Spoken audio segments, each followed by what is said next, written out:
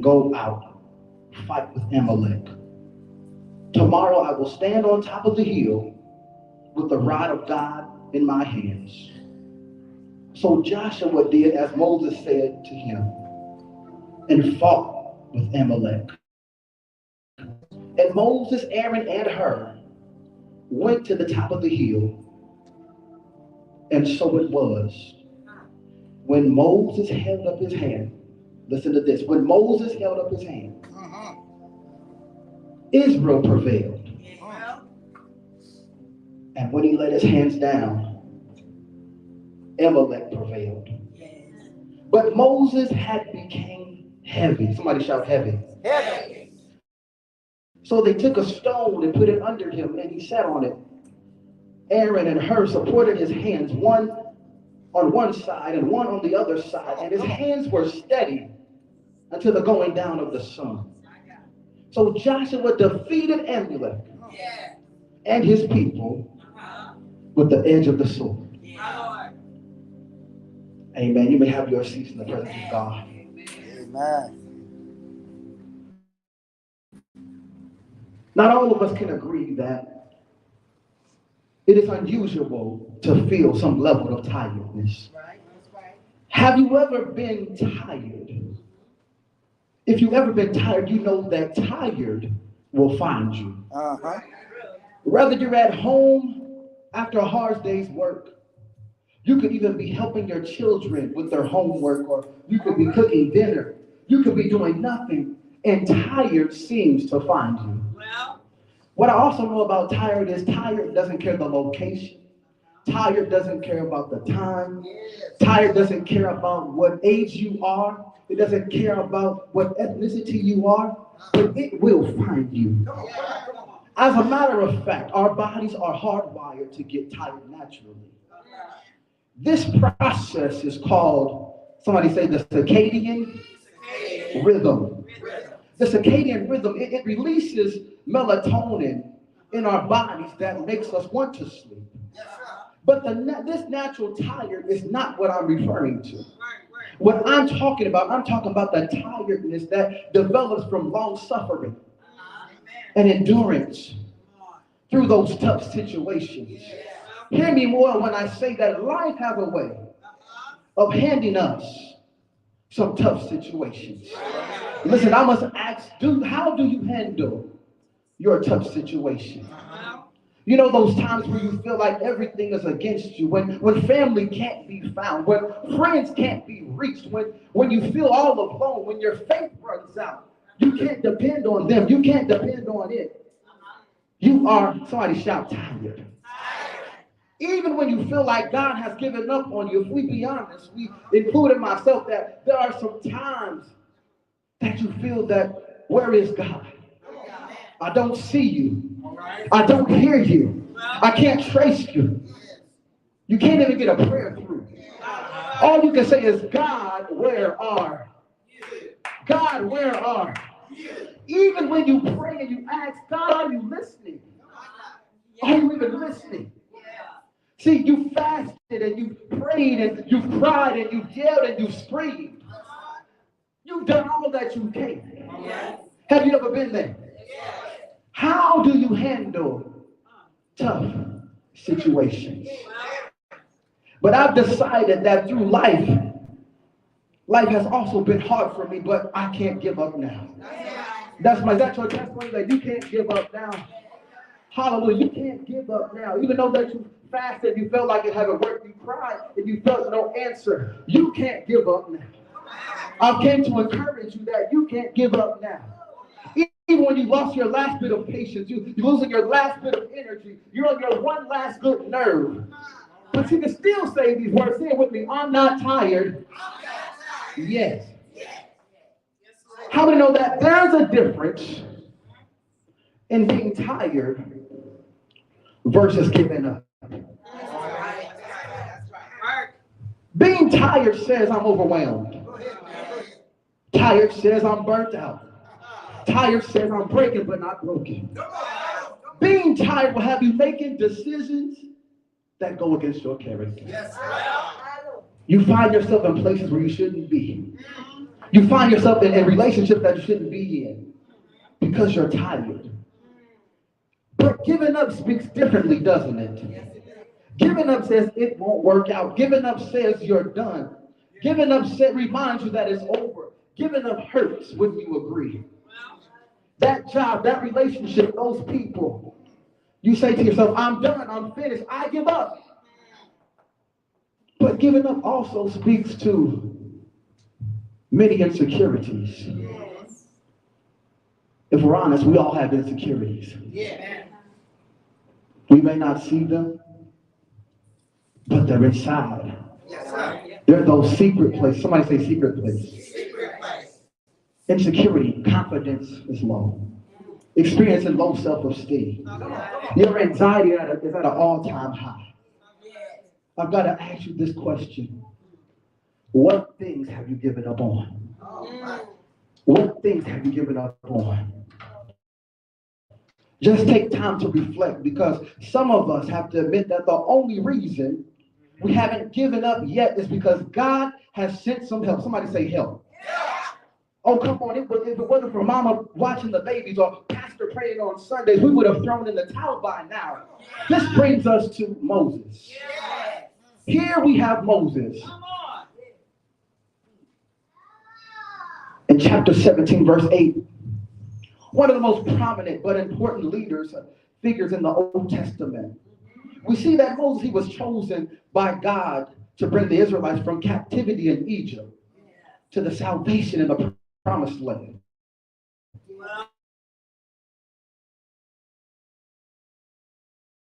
But that's not the first time we see Moses. That after Joseph rescues his family from a great, somebody say famine, and moves his family to the land of Goshen, Joseph and his family lived a peaceful life until Pharaoh rose to power. Somebody shout trouble. Trouble arose because Saint Pharaoh had an order that all male who are born of Hebrew or Israelite women be killed. Reference Exodus 1 and 22. Found in Exodus chapter 2, where we find Moses in a basket and abandoned.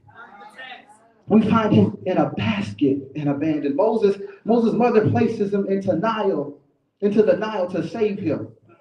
Some of us ought to be glad that being alone ain't always a bad thing. That the basket, later found by Pharaoh's daughter, as Moses grew up, he takes up for some Hebrews, and now these Hebrews, man, they get really suspicious. They get suspicious because, you see, Hebrews are slaves to the Egyptians. And Moses flees to Midian for 40 years. Exodus chapter 3 says, Moses and Aaron rise up against Pharaoh. The battle between Pharaoh and Moses is won because of the 10 plagues. Moses finally leads Israel to the promised land. Somebody say promised land. But it wasn't until Joshua's reign that Israel makes it to the promised land. Joshua 1. This land was flowing with milk and honey. It was the land of provision. It was the land of protection. This land was well deserved, and it was what Israel had been waiting for. I want to give you this. Even though Pharaoh has tried his best to take Israel out, how many know that God has a different plan? That God had a plan for Israel to thrive. God had a plan for Israel to succeed. God had a plan for Israel. But what I want to let you know is that God not only has a plan for Israel, but you can agree with me that God has a plan for you in your life. He has a plan. But he has a plan for me. He hasn't forgotten about you. God has a plan for you. He has a plan to prosper you. He has a plan to make you greater. He has a plan to make you better. He has a plan for you to finish what you started. He has a plan to finish what you started. A plan to come forth as pure gold. Jeremiah 29 and 11, one of my mother's favorite verses says, for I know the plans I have for you, and not to harm you. Plans to give you hope and future. The reality is that the Israelites made it to the promised land, but Moses didn't make it. He didn't make it. Picture Moses leading these Israelites and doesn't get the chance to experience what he's always wanted. Being called, being chosen, doesn't always equal success unless you listen to what God has said. Notice that he spent all of his time and energy, and he spent up all of his resources, but he didn't make it. Now, some of you may ask why. You may remember him when he struck the rock. God gave him a previous assignment. Instead of doing what he was asked, he allowed anger to get the best of him. We got to be careful. We got to be careful, because if we allow anger to get to us, it could dictate our future. But in our text today, we see Moses. He gives us an important lesson we can learn from the text. The first thing I want us to know, that Moses shows us that we should be faithful in our assignment. Somebody say, be faithful. Be faithful. In our text, verse 8, Amalek fights with Israel in Rephidim.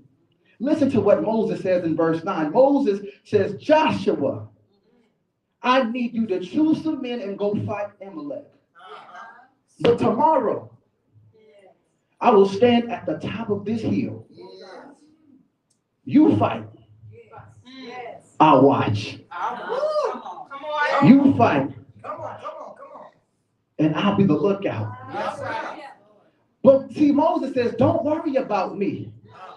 Because what I've realized is that I have two major things in my hand. How many know that what's in your hand can be powerful?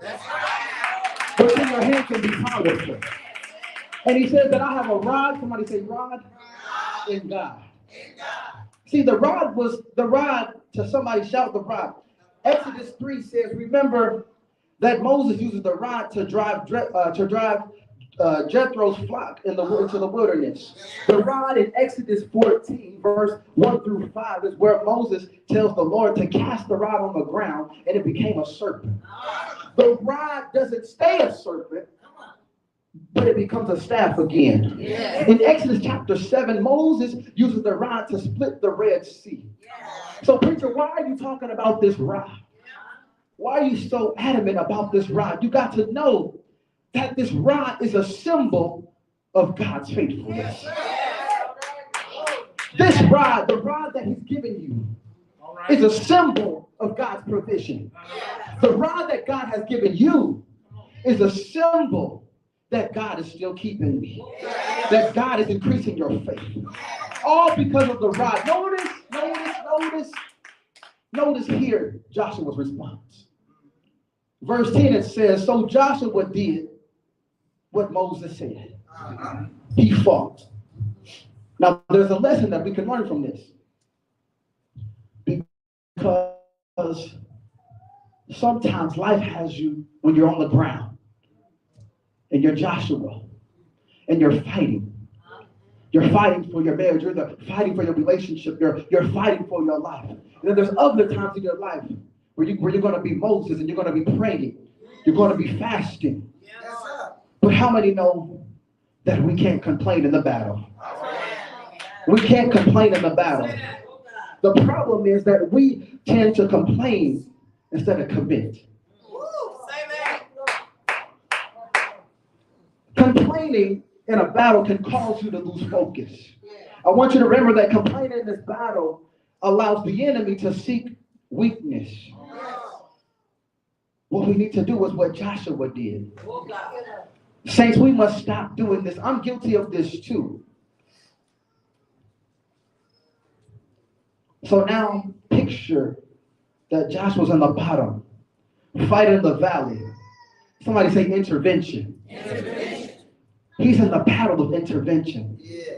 When we look at intervention, it's where all the action is. It's where the swords are being thrown. It's where the blood is being drawn. It's where the blood is being shed. It's where the fight is happening. But Moses, Aaron, and Hur is in a place of, somebody say intercession. Intercession is where prayer is. Intercession is where faith is. Intercession is where fasting takes place. Can I tell you that life sometimes hands you both places? Sometimes you'll be battling, sometimes you'll be praying, but both are very necessary. Now, verse 11 is one of my favorite verses. It says, as long as Moses' hands were raised, Israel won. His hands are up. He's winning. He's prospering. His faith is increased. He's doing the work of God. He's serving. But as his hands get heavy, Amalek begins to succeed. Now, the illustration for Amalek is the enemy. The enemy. The devil.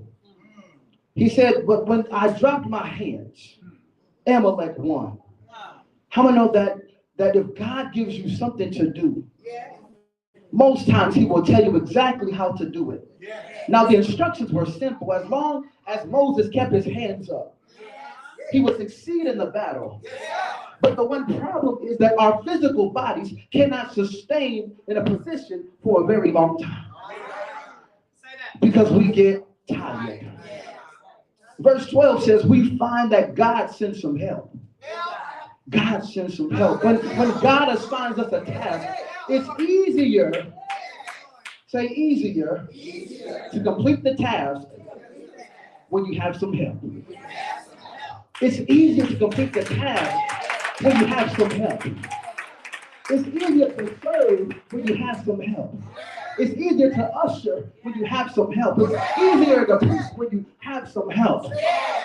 It's easier to raise a family when you have some help. Somebody shout help. Over these last 20 years, God has sent some help to lift up their arms. Yes, their assignment was hard at some times. Yes, sometimes it felt too big, and sometimes they wondered if that was the right ones for the job. But I'm here to tell you that God has a hand on them. God has provided them with strength. God has provided our leaders with an extra wind. God has sent Aaron and Hur. It's time to encourage them. And yes, we thank God for the Aarons and Hur of the church. I'm talking about the people who show up on Sundays, the people who pay their tithes and offerings, the people who prepare and serve at the chicken dinners, the people that play the instruments, the ushers and the deacons and the lay members, all the way from the door to the pulpit. Where would you be without Aaron and Hur of the church? Y'all have been so faithful, working hard. And I don't believe that you're not tired yet. There's a point I want to make. Be faithful. And in this assignment, don't forget that you've come this far to get tired now. Point to yourself and say, I'm not tired yet. Point to yourself and say, I'm not tired yet. I'm not tired yet. I'm not tired yet. You know, this reminds me of the story of a man who came 22 generations. I see a man who healed the sick. I see a man that opened blinded eyes. I see a man that opened up many doors. What do you see? What do you see? I see a man. I see a man. I see a man who was between a beggar and between his feet on one side. How do you know that the man in the middle? Somebody say the man in the middle. The man in the middle was on a stick. Moses held his hands up. Moses held his hands up. As long as he had his hands up, his hands were worth with praise. His hands recruited his faithfulness. His hands showed that he was committed. As long as his hands was up, the battle was his. But when his hands got low, he got weary. When his hands got low, he needed some help. So God sent two people. He sent Aaron and he sent Hur See, some of us always say that Aaron lifted up the hands of Moses. And I used to think so too. But when I realized, when I read the Bible for myself, I realized that that was a great person. I realized that Aaron would get tired. I realized that Aaron would get worried. So that's why he had her.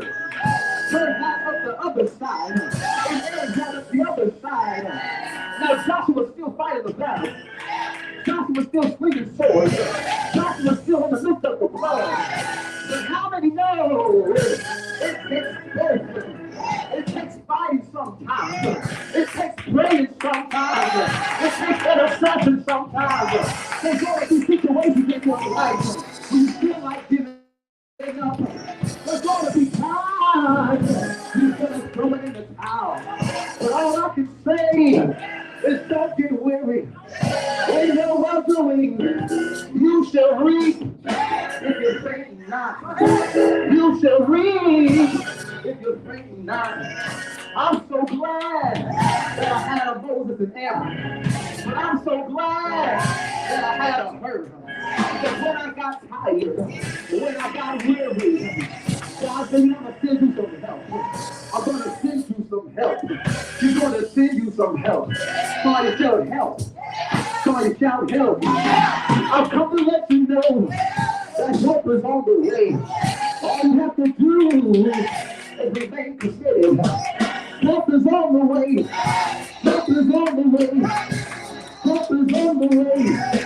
Help is on the way. You can start shouting. You can start praising.